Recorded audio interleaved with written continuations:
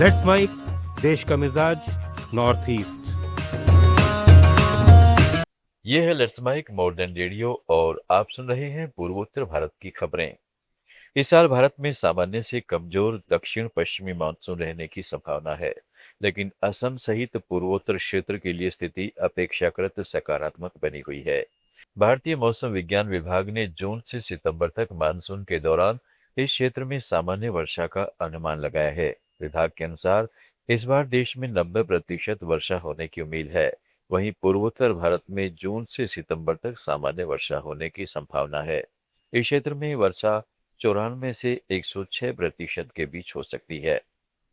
दिल्ली की एक अदालत ने असम के मुख्यमंत्री हेमंत बिस्व शर्मा से हर्ष मंदर द्वारा दायर याचिका के संबंध में जवाब मांगा है। याचिका में शर्मा द्वारा मुसलमानों को निशाना बनाने वाली टिप्पणियों के संबंध में एफआईआर दर्ज करने की मांग की गई है। अतिरिक्त सत्र न्यायाधीश सोनू अग्निहोत्री ने असम के मुख्यमंत्री के खिलाफ मामला दर्ज करने का निर्देश देने से इनकार करने वाले मजिस्ट्रेट कोर्ट के 20 अप्रैल के आदेश को चुनौती देने वाली मंदर की पुनरीक्षण याचिका पर सुनवाई करते हुए यह नोटिस जारी किया है। अदालत ने प्रतिवादियों को नोटिस तामील करने का निर्देश दिया और अगली तारीख 15 जुलाई तय की है। असम ने शिशु मृत्यु दर को कम करने में महत्वपूर्ण प्रगति दर्ज की है।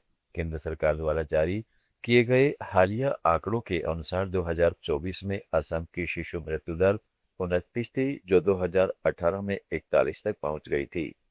राज्य के ग्रामीण क्षेत्रों में शिशु मृत्यु दर 2024 में 31 थी, जबकि शहरी क्षेत्रों में यह घटकर 14 के निचले स्तर पर आ गई।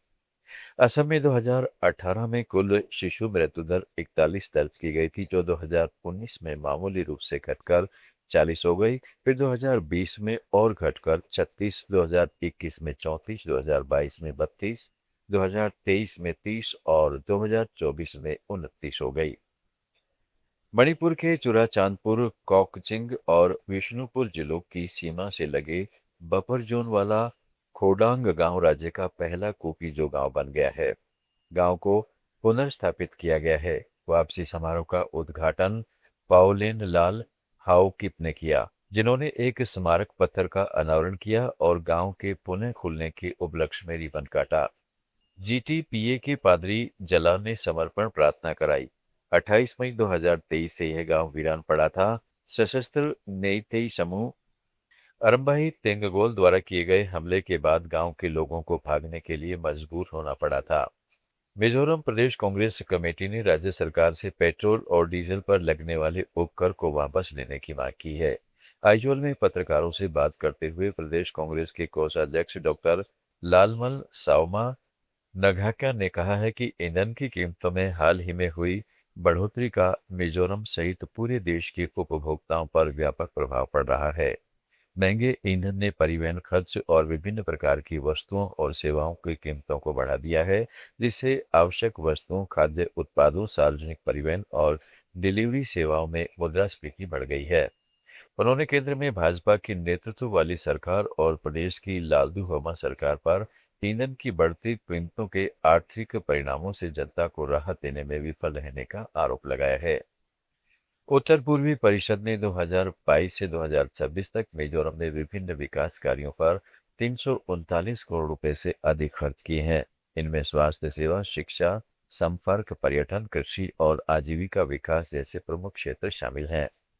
आधिकारिक विज्ञप्ति के अनुसार राज्य को राष्ट्रीय आर्थिक आयोग और उत्तर पूर्व विशेष अवसंरचना विकास योजना के तहत कुल 345.06 करोड़ रुपए प्राप्त हुए हैं। असम, त्रिपुरा, मेघालय, मणिपुर, अरुणाचल प्रदेश, मिजोरम, नागालैंड और सिक्किम की ताज़ा खबरों के इस बुलेटिन को रोजाना सुनने के लिए डाउनलोड करें लेट्स माइक ऐप। जुड़े रहिए लेट्स माइक के साथ। आप सुन रहे थे let's mic modern radio. Follow कीजिए हमें हमारे सोशल मीडिया प्लेटफॉर्म्स पर। It's time for news. It's time for Modern Radio. Presenting the first radio news app, Let's Mic. Let's Mic, a news-based app on your phone where you get to watch and listen news, talk shows, interviews, radio show podcasts. On Let's Mic, you get all relevant